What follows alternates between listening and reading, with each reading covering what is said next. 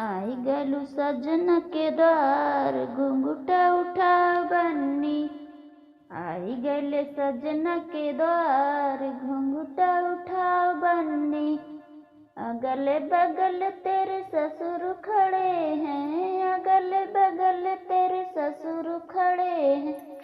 बिछवा में सजन तोहार घुंघटा उठा बन्नी। आई गले सजन के द्वार घुंघटा उठा बन्नी।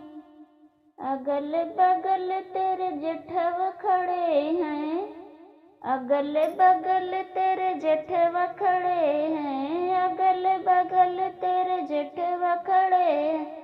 बिचवा में सजन तोहार घुंघटा उठा बन्नी।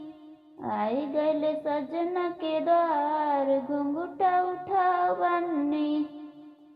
अगल बगल तेरे देवरा खड़े हैं, अगल बगल तेरे देवरा खड़े हैं।